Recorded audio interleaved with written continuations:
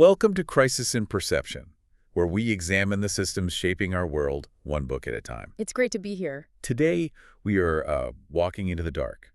We are tackling a book that, on the surface, might look like just another young adult dystopia, maybe a simple prequel to a huge franchise. Right. But when you get under the hood, it is a brutal manual on authoritarianism, on media manipulation, and really the mechanics of despair. We are looking at Sunrise on the Reaping by Suzanne Collins. A fascinating text, and I think a really necessary one. It's so easy to dismiss pop culture, especially big franchises, as just entertainment. Sure. But Collins is doing something so specific here. She is modeling a system's collapse, or maybe more accurately, how a system prevents collapse through extreme and ritualized violence. Absolutely.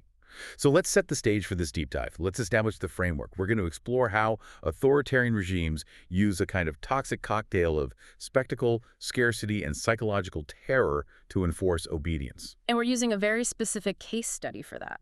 We are. We're looking at the 50th Hunger Games, the infamous Second Quarter Quell, and we're following the journey of a young Haymitch Abernathy. And the central tension we're exploring here, it isn't just, will he survive? That's the surface plot. The real question is a concept Collins pulls directly from the philosopher David Hume, which, actually appears in the book's epigraph. Implicit submission. Exactly. Why do the many submit to the few? I mean, it's a timeless political question. And then, what happens when someone, just one person, refuses to play their assigned role in what is essentially the theater of state violence? Right. And just a heads up for everyone listening, this is not a plot recap. We're not going to go blow by blow through every fight or every trap in the arena. If you want the play-by-play, the book is right there, and it's a fantastic read. It is. But we're here to look at the architecture of the arena, not just the blood on the floor. We're analyzing the system itself.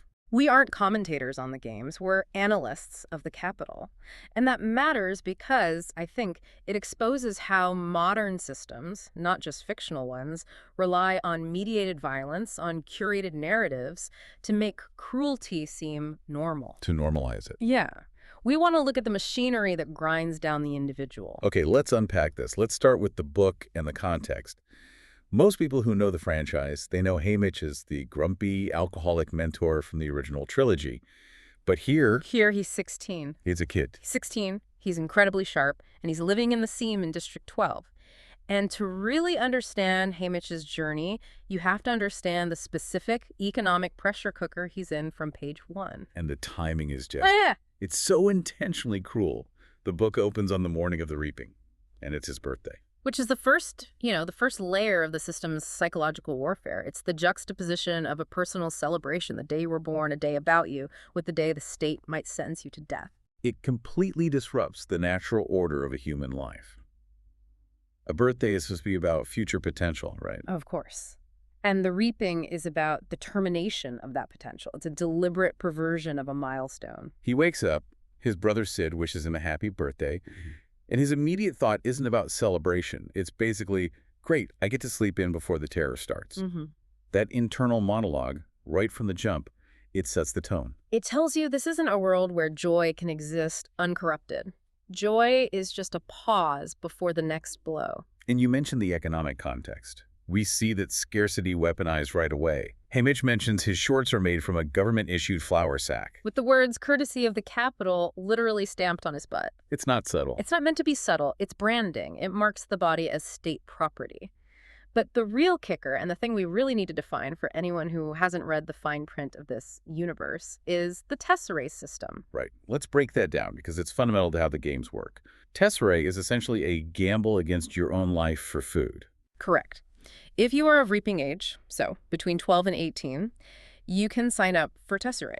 And what that gets you is a meager supply of grain and oil for one person for 1 year. But the cost? The cost is that your name goes into the reaping ball an extra time, and you can do this for every single member of your family. It's cumulative. So Haymitch isn't just in there once, like a merchant's kid might be. Oh, no. Haymitch has his name entered roughly 20 times. He's feeding a family in a district where the Capitol has artificially restricted resources to keep them desperate.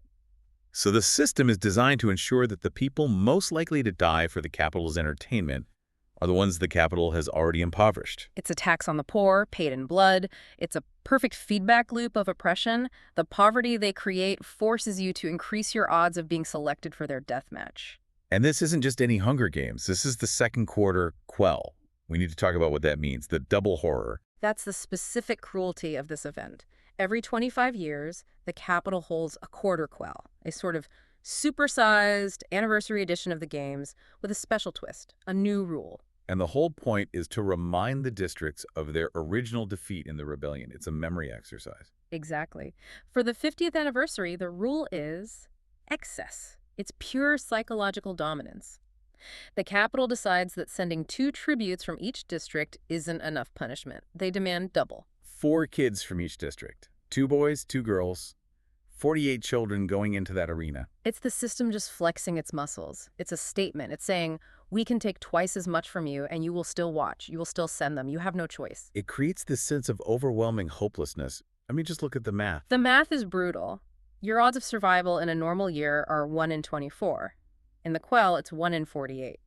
Statistically, any flicker of hope you might have had is literally cut in half. Which means the mission of this novel, if we're looking at it systematically, it's not a hero's journey in the traditional sense. Not at all. Haymitch isn't trying to save the world. He's trying to survive a machine that is explicitly designed to manufacture trauma.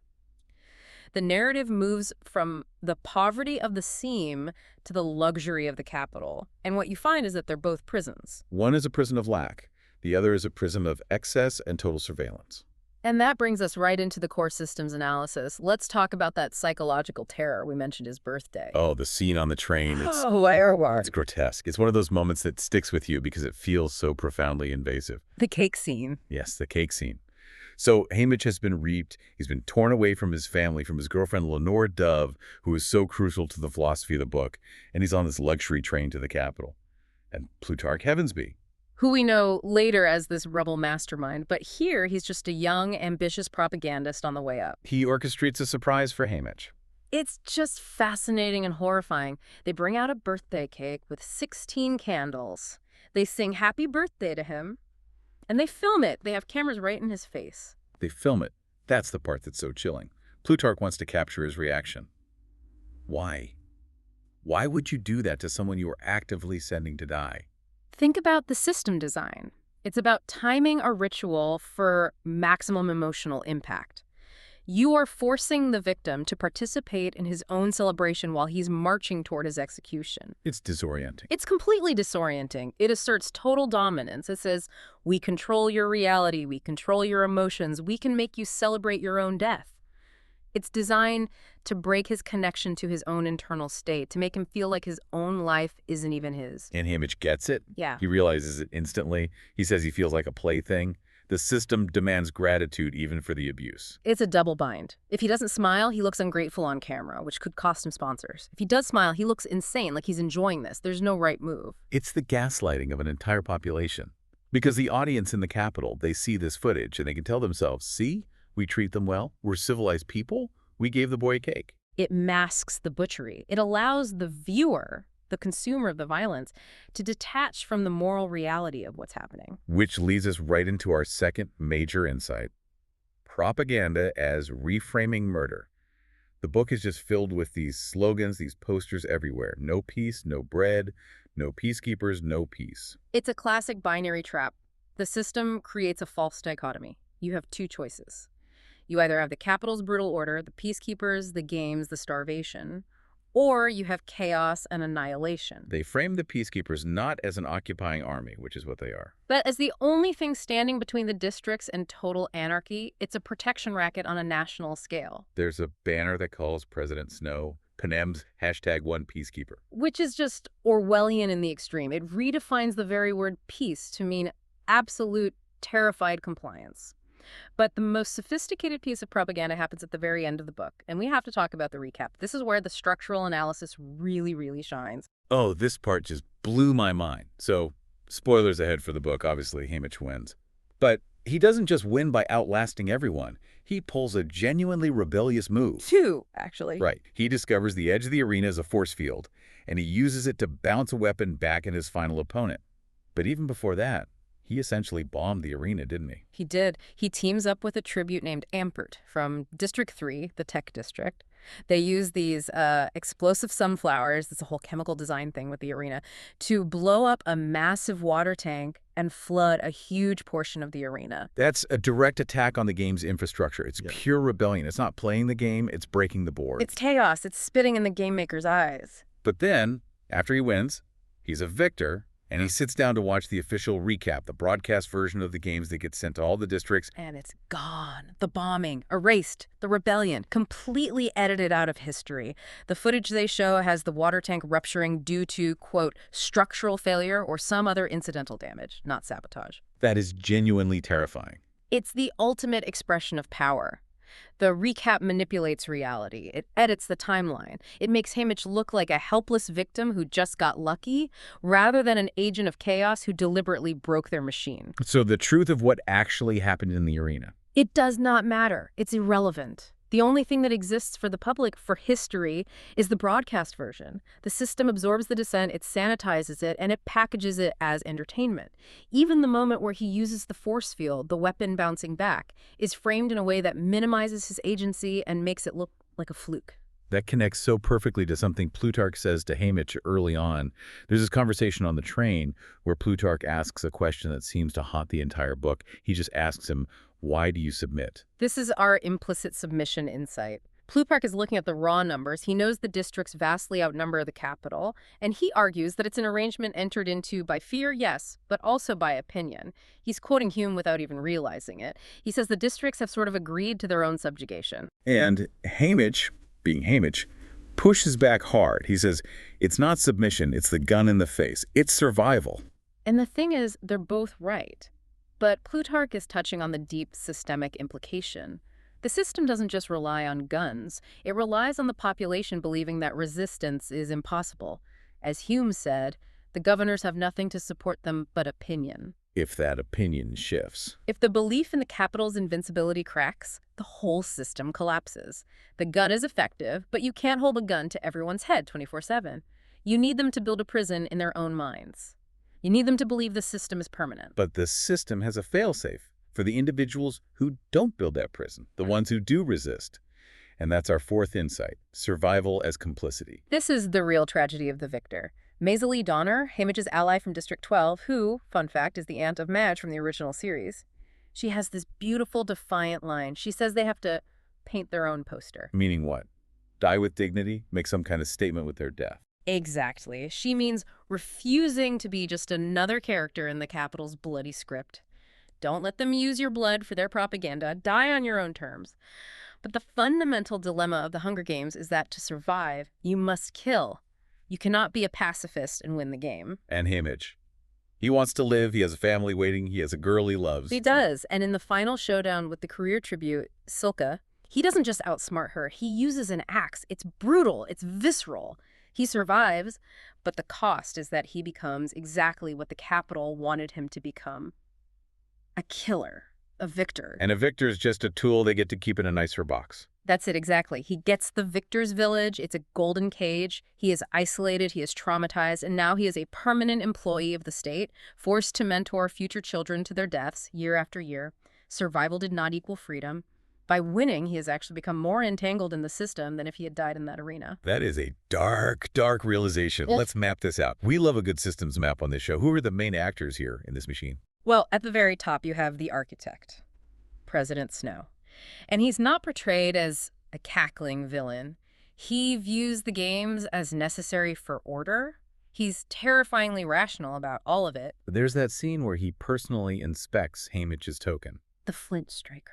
We have to talk about that. It looks like a simple piece of jewelry with a bird and a snake carved into it, but it's not an ornament. It's a tool for making fire. Is functional. It's functional, and Snow sees it and he realizes immediately, power is hidden here. He fears the spark. He knows that something small and seemingly insignificant can burn down something very, very big. This characterizes Snow not just as a tyrant, but as a man obsessed with containment. He sees the potential for chaos everywhere, and he believes only his rigid control can hold it back. Okay, so Snow is the architect. Then you have the operator, Plutarch Heavensby. Plutarch is maybe the most complex figure in this book. He's the propagandist, the showrunner. He helps Haymitch. He gives him little tips about the arena, about the berms that are masking the mutt cages. But at the same time, he is constantly exploiting him. He's always filming him for propos, the propaganda spots. It's so ambiguous, isn't it? Is he helping Haymitch because he secretly wants a rebel victor? Is he planting seeds? Or is he just trying to make good TV by propping up an interesting character? It's hard to tell. At this stage in his life, probably both. Or maybe he's just bored with the system he serves. He represents the system's ability to absorb even its dissenters. He uses Haymitch's rebellious nature to make the show more exciting, which ultimately strengthens the show's hold on the audience. He shows us that even the people running the machine aren't always fully loyal to it. They're playing their own games within the game. And then, of course, there's the audience, the citizens of the Capitol. They are complicit through consumption. It's that simple. They laugh at the nickname the commentators give Haymitch, Itchy Itchy Haymitchy. They bet on these kids like they're racehorses. They provide the moral and social legitimacy for the violence just by watching it. Without the audience, the games are just murder in the woods. But with the audience, they become a political ritual, a national holiday. And the system is clever because it divides the victims, too. We see this with the careers from Districts 1 and 2 versus the newcomers from the poorer districts like 12. Classic divide and conquer. If the districts are busy fighting each other, if District 12 hates District 1 because they're teachers' pets, then they aren't united and fighting the Capitol. The careers are tragic in their own way. They've been brainwashed to believe that volunteering for the games is an honor. They're just as much victims as the kid from the seam. They just don't know it yet. They've bought into the system's narrative. So what about the feedback loops? How does this horrifying system sustain itself year after year? The most obvious one is violence reinforces compliance.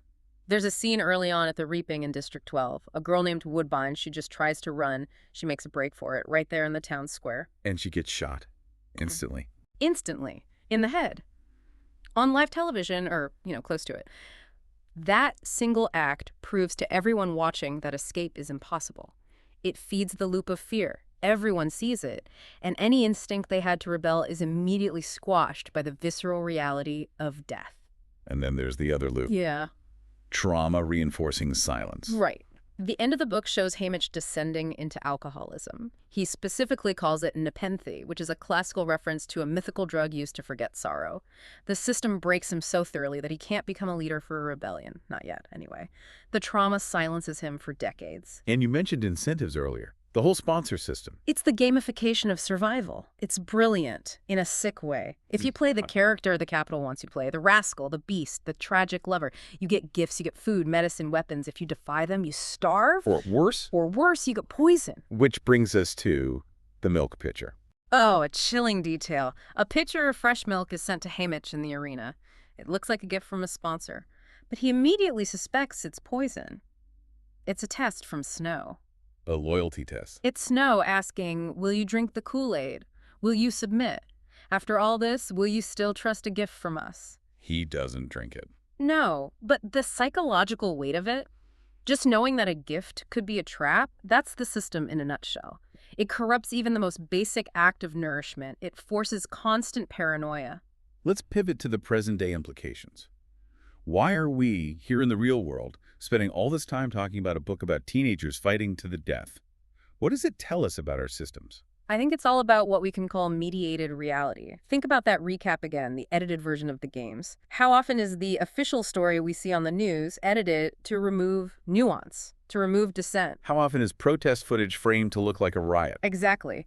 The book argues that the events themselves matter less than how those events are broadcast. That's a powerful and scary idea. It is. The audience in the Capitol cheers for the lie because it is packaged as entertainment. If it has high production value, if the lighting is good, if the music is swelling, we're conditioned to accept it as truth. We have to look at our own consumption habits. Are you watching news that informs you, or are you watching news that validates a worldview you already have and, frankly, entertains you? It's the normalization of violence. In the book, the games are treated like the Super Bowl. They have betting odds, pre-game interviews, outrageous costumes. And we see that pattern in our world. When war footage is presented in a way that looks like a video game, when we see drone strikes from a detached, sanitized perspective, when political cruelty gets wrapped in the spectacle of a rally or a slick media campaign. The structural pattern is, if you make it look like a show, The moral horror gets suppressed. You stop seeing the human, you start seeing the character. The Capitol citizens don't see a 16-year-old child bleeding out on the grass. They see player 12 losing the match. And then there's the big, uncomfortable question of systems versus individual agency. Haymitch is smart. He's strong. He's rebellious. He wins. And yet, the system still absolutely crushes him. That is the hard pill to swallow in this book. We love our stories of individual triumph, the one hero who beats the odds. But a good systems analysis shows that individual heroism is often insufficient against a robust, self-healing systemic design. He acts alone for the most part. Mostly. And because he acts alone, the system can easily isolate him and punish him after the fact. Resistance, real resistance, requires collective action, which is what we see hinted at for the later books, but here we see the profound failure of the lone wolf strategy. It's a cautionary tale against thinking you can beat the system by just playing the game better than everyone else. I want to connect this back to our channel's theme, crisis in perception. We talk a lot about how we perceive power, and how power is often hidden. And power in this book is so often hidden in ritual and in symbols. We talked about the flint striker. Snow fears it because it's a tool disguised as an ornament. And that's a metaphor for real power, right? It's not always the obvious gun. Sometimes it's the fine print in the contract, or the algorithm that determines your feed, or the cultural tradition you never thought to question. And the no peace propaganda campaign. That creates a profound crisis in perception for the citizens. They are literally made to believe that without the capital, the sun might not rise. There's this incredible debate Haymitch has with his girlfriend, Lenore Dove, before the reaping. It's a crucial philosophical moment. He says something like, the reaping will happen sure as the sun will rise. It's just a fact of life for him. And she challenges him on that. She does. She asks, why? Why is it inevitable? She's the only one who sees it clearly. She breaks the perception of inevitability. She's the quiet philosopher of the book. She challenges that implicit submission by questioning the laws of nature that the capital claims to control. The system wants to shape your perception of time itself. It wants you to believe that the current order is the only possible order, that the reaping is as natural and inevitable as the sunrise. Lenore is the one who points out that, no, one is physics and the other is politics, and politics can be changed. Let's move to the conclusion. We have to talk about the tragedy of his victory. Because Haymitch does not get a happy ending. This isn't a triumphant ride into the sunset. It's devastating. Absolute devastating. Haymitch wins, he comes home, and because he used that force field, because he made the capital look foolish by using their own barrier against them, Snow has to make an example of him. He punishes him for winning the wrong way. Exactly. Snow kills his family, his mother, his brother, and he kills Lenore Dove. The book implies she's imprisoned and killed. The Nevermore reference, the Raven from Poe, it haunts him for the rest of his life. He is locked in the victor's village, which we've said is a fancy cage, and Snow essentially tells him, you won the game, but I own the board, the pieces, and you. There's a metaphor that comes up here involving machines. BT, the genius tribute from District 3, who we meet in the later books, but who is mentioned here, he has this insight. The arena is a machine, and machines can be broken. And Haymitch does that. He manages to break the physical machine. He blows up the tank. He manipulates the force field. But the political machine, the broadcast, the propaganda apparatus, it repairs itself instantly through editing. It's self-healing. It is, because it controls the narrative. You can break the tank, but if the camera doesn't show it, did it really happen? If the official history books don't write it down, did it ever exist? That is the terrifying resilience of authoritarian systems.